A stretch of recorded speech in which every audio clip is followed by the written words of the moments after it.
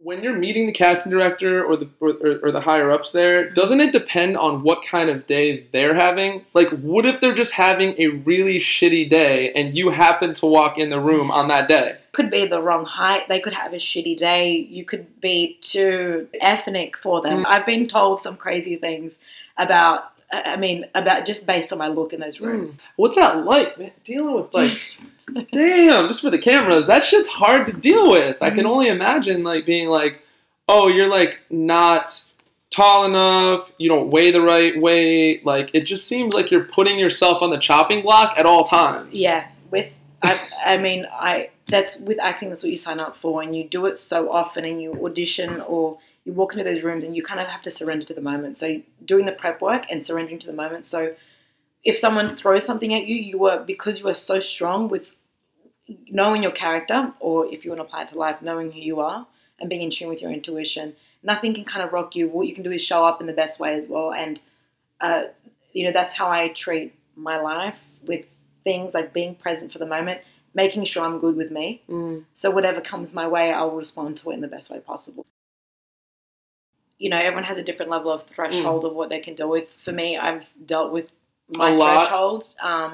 Yeah, man, my stories. Did you start young? Like, did you start experiencing hardship like as a kid? No, I had a very loving family. I come from a big Greek family. I think it was more in my 20s while I was exploring different things, and Can you share with us like what's something super hard that you had to make it through then in your 20s? Where, cause I feel like let me preface, like I think when we go through the hardest things, we learn the most. Yeah, like honestly, right? The most. So that's I'd love to have you share something. So the biggest thing that ever happened to me was 25, 2015. I went through something mentally I just couldn't explain. I wouldn't know if I would call it a breakdown, and maybe it was, maybe it wasn't, but it was a very hard moment in my life, and the circumstances around that are a bit complicated. But, to give you an experience of what I was going through, it was like my brain broke.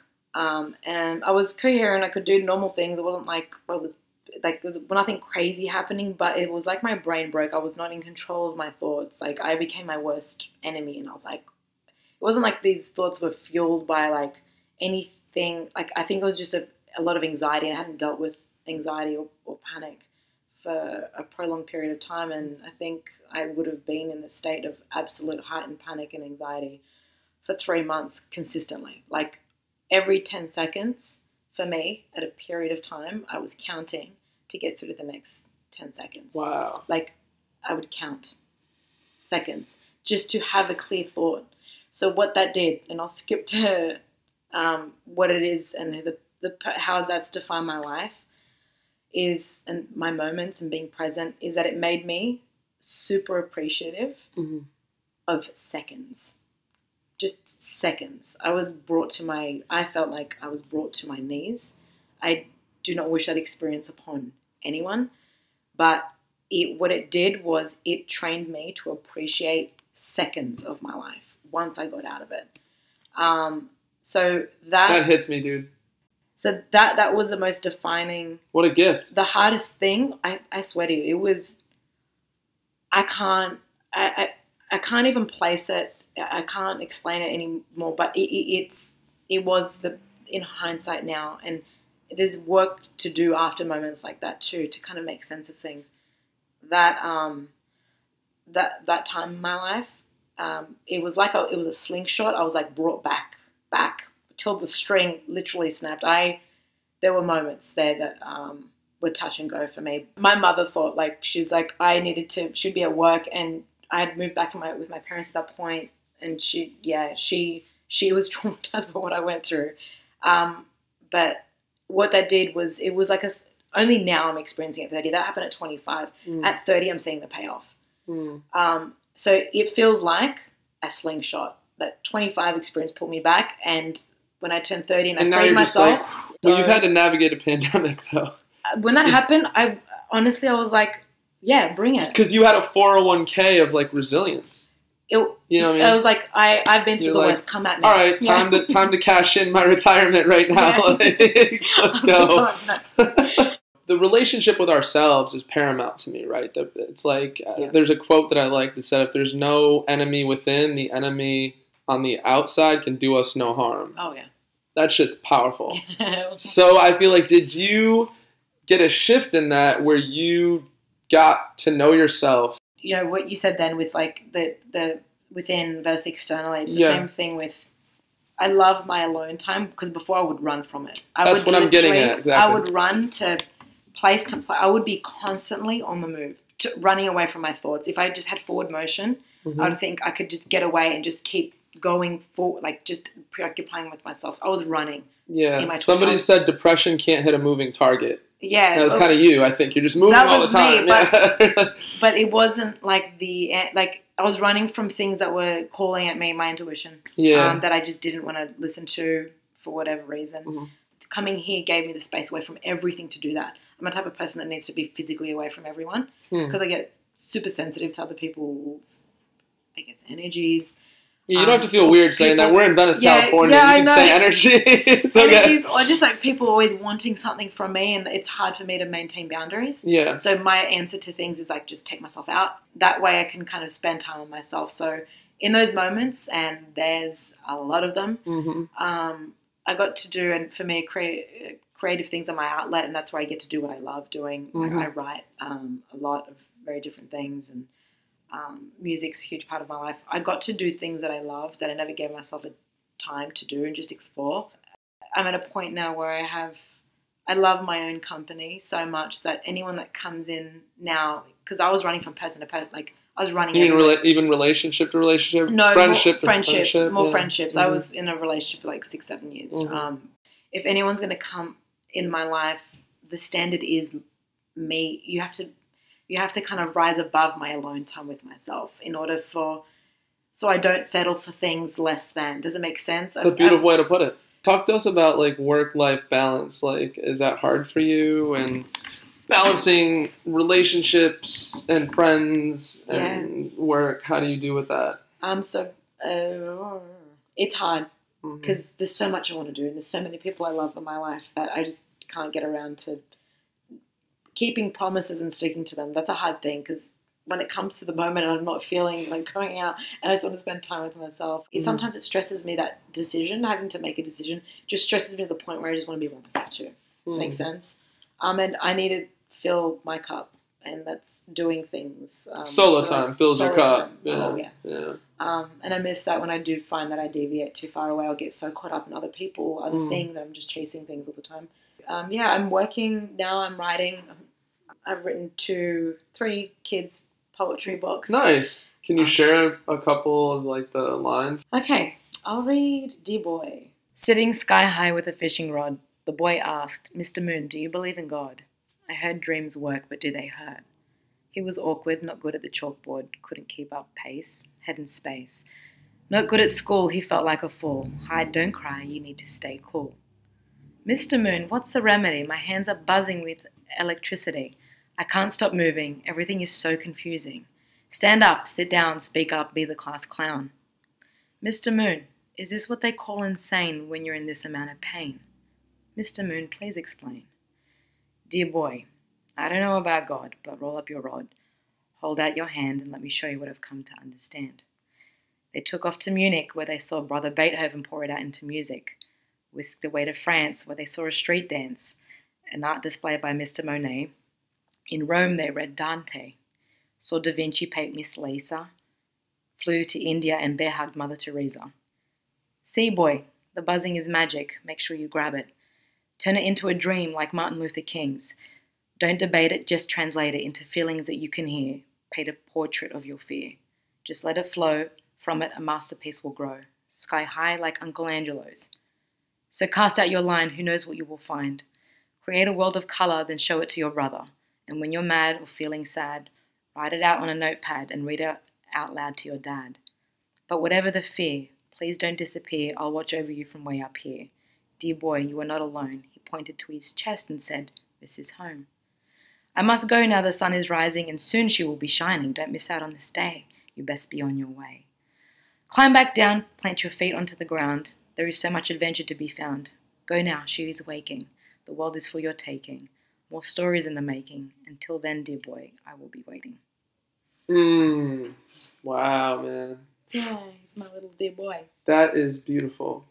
Well done, man. Yeah, thank you. What inspired that? Now, my favorite question. Things that I'd gone through, but not that reason. What inspired it was I have brothers. I have a lot of men in my life. People in my family that I had lost to mental health issues. What I know exists right now and what's good and what, is the moment to moment with people you're with, and gratitude in abundance, and just being grateful for who you are with the people you are. And you know what I've always struggled with gratitude is because you and I feel like we're the type of people that like go after goals and things, right? We go after goals. So how do you continue to have the mindset of going after your goals and remaining grateful? Like the two things can feel a bit at odds at times. You know what I mean? Because if you were grateful, then why do you feel the need to go after things? Am I right? Yeah, I get that. I think it's like you're driven by purpose, and that's what keeps you going in life. It's what gets me up out of bed every day. I'm like, I've got something to give. Like I see creativity as something of like you were given a gift. Service or something. It's service. And it's like, how can you make this world a better easier, better place? How do you make complex things more palatable for people to understand? How do you inspire, enlighten, illuminate, whatever it is? So I see having gifts like that as you should put it to service. I think something that is so relatable, which is one of the reasons why this thing was birthed, this podcast, was like, how do we know when to keep fighting for something and when to walk away? Because I found that whether it's a relationship, a career, a job, a friendship, holy shit, how many scenarios do we find ourselves in? Do we keep going for this or get the hell away? Yeah. I always think like, but why do I want this? It's like, okay, so if it's like a friendship that I'm chasing after, it's like, okay, why do I want this person when they don't want me? Because I'll make up a scenario, like, or if it's a relationship or whatever it is. Why do I want this from this person and why do they want me? I want them because they make me feel good when I'm with them. Okay, I'm chasing after them because they make me feel good. What about them makes me feel good that I can't give to myself? I'm chasing after this person because they make me feel a kind of way when really I should be doing that for myself. Oh, that's great. Or when a block turns up, whether it be career-wise or person, I've learned, and it might not be everyone else's tune, is that there is something better around the corner. Something's directing you saying, reframe, there's something better. Yeah. There's something better. So if you believe in that, it's fine. I freaking love that. I have like a fun little way of looking at that, which is like when something goes away, it could be somebody you were dating or a job you thought you had. Again, there's a million of these. I look at it like, that was like a $5,000 check that I lost, but who knows? I could have like a $500,000 check coming 2 weeks from now or 2 months from now, right? Yeah. So am I going to piss and moan about the $5,000 I just lost? Like if the universe, God, whoever told you, oh, there's a $500,000 coming, how would you feel about losing $5,000? Like, oh, cool. Like it wouldn't faze you. And I'm not kidding you. I've seen that happen so many times in my life. I love what you said earlier. Like, does this beat me hanging out with myself? Like, dude, that's so great. Oh, I'm going to keep that with me. That's good. Yeah. That's really, really good. I can see you in the middle of an audition and like you're feeling a vibe over there from somebody. Excuse me, no. This doesn't beat It's like just getting up and not even saying anything. It's like, I'm out. Like, sorry. Not even saying anything. Just and then your manager emails you like, what happened? Oh, yeah. That didn't beat me hanging out by myself. I'm not talking about auditioning versus my own. Like, yeah, I want to get that though. Like, oh, no. Man, if I was like in the middle of an audition, I was like, yeah, I'm not vibing the script, but I'm just like, yeah, bye. And not saying anything. I will be like murdered by my management. What advice would you give to your 18-year-old self? Go out and make mistakes and just go at life. I would just go at it hard. I feel like you've done that. I know, but I was like, well, because like it's got to be something that you didn't do that you wish you did. From my early 20s to like 29, I was in this holding pattern, and it was tied up with a lot of different things happening in my life. So I was not living my truth. I wasn't living, so I was constantly trying to please other people, please my family, please, like I was putting all my energy in the wrong way, so I wasn't. Like this year's this year me is very different to 23, 24, 25, 26, 27, 28, 29-year-olds are. So you've only been doing this that you're saying for about a year, right? Yeah. I've had great experiences in my 20s, but I just wish I didn't care as much. Yeah. If you've got the money to book a ticket to go and travel with your bestie or with your partner or whatever, just do it. Like, just go. And if you made a mistake, the mistakes are the best things. You learn so much and you grow so much from it. So, it's like, stop trying to have your shit together. Just go. You are going to fuck up. You're going to fall on your face hard. And it's going to kick you in the gut. And people might judge that around you, but right? you just gotta not give a shit. Like, dude, you've been in 500 auditions and booked 4 things. But you said that built up that's resilience. a great example of not letting mistakes and not letting an outside opinion affect you, right? You just gotta show up as yourself. And the moment I started not caring how I presented in audition rooms, those auditions are the ones that I booked.